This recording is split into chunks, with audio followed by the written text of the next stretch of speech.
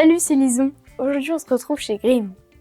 Salut Grimm, peux-tu te présenter? Salut, je m'appelle Grimm, donc mon surnom c'est Grimm et mon prénom c'est Christophe. Et donc je suis luthier pour cordes pincées. Mais c'est quoi luthier pour cordes pincées? Alors les luthiers déjà, c'est la personne qui s'occupe de faire les entretiens, les réparations, les réglages, les modifications aussi, l'amélioration des instruments, comme la création. C'est-à-dire partir des morceaux de bois jusqu'à l'instrument final. Corde pincée, c'est tout simplement toute la famille où il y a le luth au tout début. Et après, ça part sur les guitares, que ce soit acoustique, électrique, tout ce qui est mandoline, tout ce qui est ukulélé, c'est tout en fait pincé. Même le clavecin, par exemple, c'est corde pincée, mais ça, j'ai pas la place. Et corde pincée, ça veut dire qu'en fait, quand tu joues l'instrument, tu pinces la corde pour la faire vibrer. C'est pas comme les violons où tu la frottes avec un archet, là c'est vraiment, tu envoies la corde. Et c'est ça, pour ça qu'on appelle ça les cordes pincées. Donc du coup, tu es spécialisé dans les guitares acoustiques et électriques? Bah pas que, il y a aussi les basses, et comme je t'ai expliqué tout à l'heure, là juste avant, tout ce qui peut être ukulélé et mandoline, banjo aussi, j'avais oublié. Vraiment tous ces instruments-là avec les cordes pincées, quoi, tout simplement. Mais du coup, elle est venue d'où l'idée de faire ce métier? Elle est venue avec le temps. Parce que j'ai commencé à jouer de la guitare quand j'étais adolescent. Et petit à petit, je me disais, mais comment est-ce que je peux améliorer mon son? Comment je peux faire que ce soit plus confortable à jouer? Et donc petit à petit, j'ai modifié l'instrument, j'ai changé des pièces, je me suis intéressé à comment c'était fait, pourquoi, le choix des matières. Et petit à petit, j'ai fait surtout mes modifications au niveau de l'électronique, donc plus sur les guitares électriques. Et après, j'ai demandé à faire une formation en FONGECIF, ça s'appelait à l'époque, c'est-à-dire que j'ai passé un diplôme, je suis parti du travail où j'étais, en étant toujours embauché. Et donc j'ai été faire une formation de 7 mois où j'ai passé après un diplôme reconnu par l'État.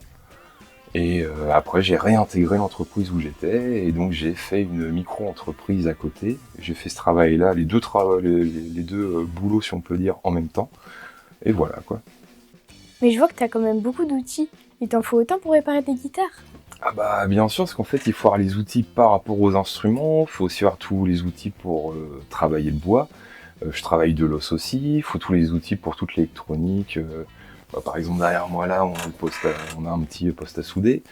Donc après il y a plein de consommables aussi, il y a les pièces. En fait là, tout ce qu'on voit là sur l'établi, il y a les outils, il y a les pièces détachées, il y a des consommables.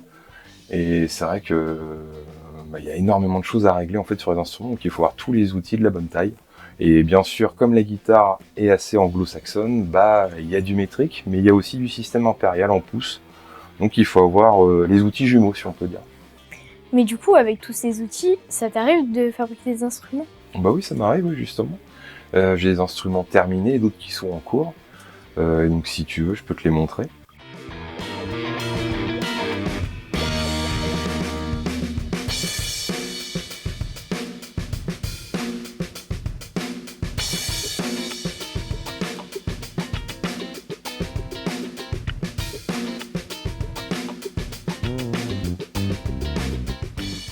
Du coup, combien de temps tu mets pour fabriquer une guitare?